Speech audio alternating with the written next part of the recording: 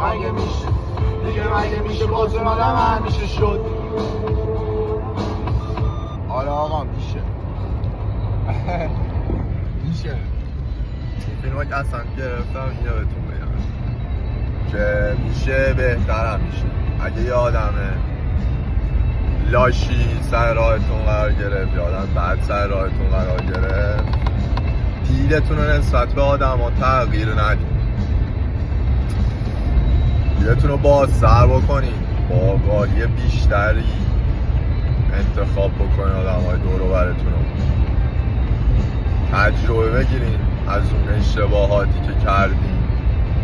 ولی همه آدم ها بد نیستن. که یه آدم بد سر راهت قرار گرفت قرار نیست که همه بد باشن یا همه لاشی باشن.